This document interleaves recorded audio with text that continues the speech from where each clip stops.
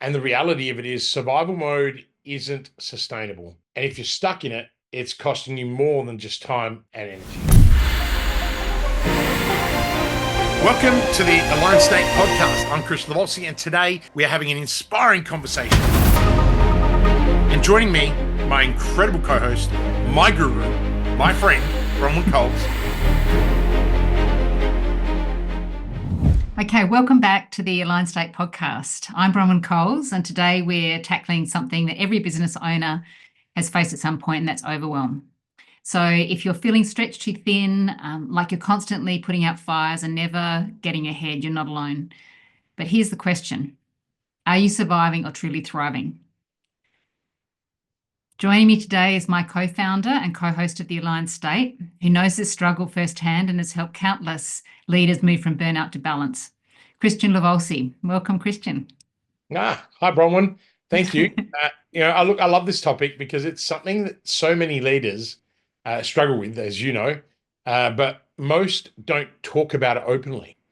And the reality of it is survival mode isn't sustainable. And if you're stuck in it, it's costing you more than just time and energy. Yeah, exactly. So how does someone know when they're in survival mode? Look, the way that they know it is that there's a whole bunch of symptoms that become prevalent.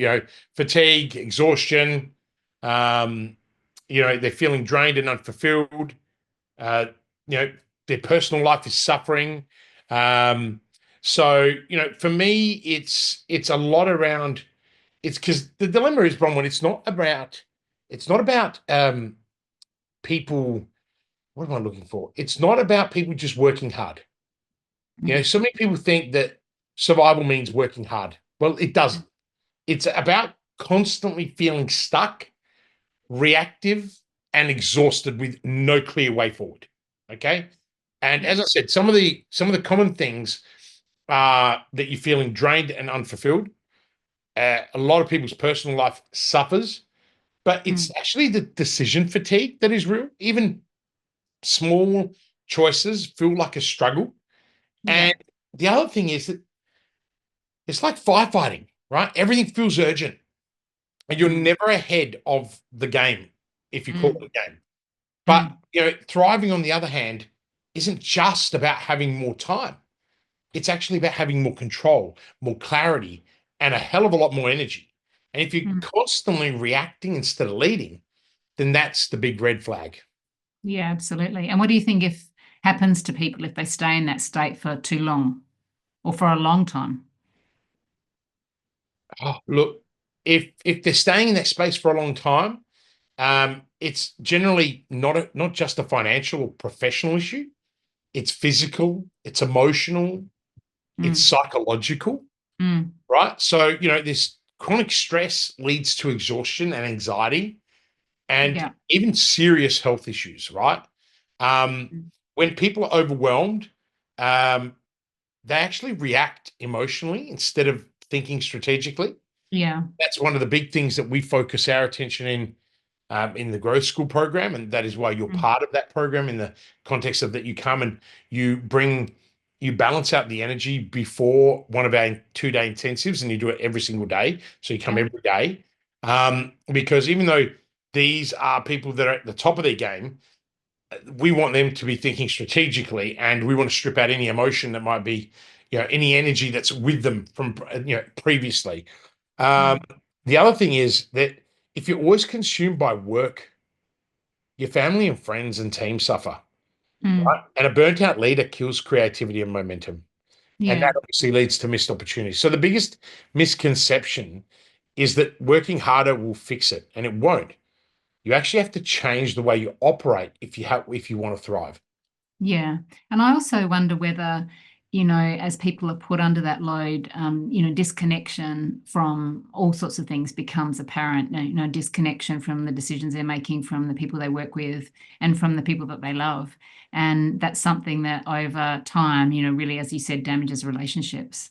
Absolutely, Bronwyn. And I think people don't put enough emphasis on the damage that it causes. And, they leave it unpacked. I mean, why did we create the aligned state? Was to shift people from survival to thriving. Yeah. And, listeners, if you're out there listening and we're not here to sell you anything. We're here to give you value. That's our purpose. Mm. And, one of the great tools of this great foundation that you and I have put together is that, I needed an out. Mm. Right? Like I needed to find that release valve. And as a high performer, some people go and they thrash it out at the gym. I got fatter, right? That's the truth. But I found my zen. I found my chi. I found my inner light. I found my alignment working with you for 6 years. Yeah. And now I'm in the gym and I can move my pecs. I'm trying. You can't see it, but, but the thing is, I've kind of done things probably in reverse to most people. I'd Yeah. encourage you to work on your vitality and your mindset at the same time. Yeah. But Yeah. and that's why we, after years and years of collaborating together, it was kind of like, well, why don't we just create something for people like me and other people like you and people that are, they're amazing humans. They're fantastic at what they do. They've got so many wonderful opportunities, yet they're missing this one piece, and that's alignment. And that's because they want to live. For a lot of people, when they want to live in that survival mode, Mm. that, and they love the It becomes a pain. pattern. Yeah. I think it Yeah. becomes a pattern and they just don't know how to get out of it. Yeah. And I think the importance is, how do people shift from surviving to thriving? To me, that's something that we love to educate people on because we've both been there. Yeah, absolutely. Absolutely. And I think, often the more senior someone is, I think sometimes the less they are likely to reach out for help. So, what do you think the steps are that they can take to do that? How can someone who's really, like you say, top of their game, they might be running a company, they might be CEO, or key leader in an organization, how can they move forward rather than seeing it as something that they keep to themselves and they sit on? Okay. So I think, firstly, CEOs and leaders tend to be a bottleneck. Okay. Mm. I think that's really the first part, right? And I think a lot of business owners don't realize how much of a bottleneck they are. So they Mm. get in the way and they contribute to all of that overwhelm. Okay. So I think before I actually answer that question, I think it's really important to, if you're a business owner and you're listening to this or you're an executive, your self-awareness radar is probably flaky. And I'm sorry to tell you, but you need to be, staring into that camera like I am and saying, hang on, let's put a mirror. Am I the bottleneck? So the harsh truth is that most business owners are, in fact, their own biggest bottleneck. They refuse to delegate. Yeah. They get lost in small tasks and they attract their self-worth, right? Well, sorry, they attach their self-worth to being busy. So, if I'm grinding, I'm succeeding. And everybody knows I think the hustle is bullshit, right? Like Mm. I do not believe it. So to thrive, you actually have to evolve from an operator to a leader. And that means building a team that you trust and Mm. shifting your mindset from the doing the work to actually guiding the vision. Now, if we've done that, right? If we've done that, the way to do that, right, is to start with recognition and recalibration. Okay. So, number one, people need to stop and assess. You need to ask yourself, what's really causing my overwhelm? Is it too many tasks? Is it a lack of clarity? Is it saying yes to all the wrong things? I mean, shit. I think on the Growth Beyond Hustle podcast, I rant about people that say yes all the time. It's like, get the fuck out of my life. Mm. You do not have to say yes to me all the time. Don't be a people pleaser. Say no, Mm. push back, Mm. right? Yeah. Protect Be your yourself. own, Like, be your own gatekeeper. correct. So Mm. you've got to reclaim your control. So Mm. identify the 80-20 of your work. What's 20% of the actions that drive 80% of your results? Cut or delegate the rest. But I think Mm. also, Bronwyn, it's protecting your energy. You talk Mm. about this a lot. Thriving Mm. isn't about doing more. It's about doing the right things with the right energy. It means prioritizing health, rest, and focus, right? Because Mm. overwhelm doesn't just disappear. You have to Mm. actually actively remove it and remove what's keeping you in survival mode. So, Yeah. with that in mind, and now I can answer your question, right? And I think you know about this because I think you kind of taught me this exercise. I think I had my own little version of it, but essentially, and please, if you're listening, you jot this down. It's really just a 3-minute reset strategy, and and maybe we talked about it this morning briefly, but it's basically I breathe and pause for 30 seconds. I step away from the chaos and take these 3 deep breaths, and I just get centered. Right. And I can do it this then, even while I was talking to you, I can just say, I'm cheating. I'm on a grounding mat, even while I'm talking to you barefoot. Right. The advantage of always wearing the same thing and having a very similar backdrop in the studio. Right. I promise I am wearing shorts, even though it is like 38 degrees outside. The second thing that I do is then I list my priorities. So I write down the 3 things that actually will move the needle forward. Okay, so I breathe first and pause for 30 seconds.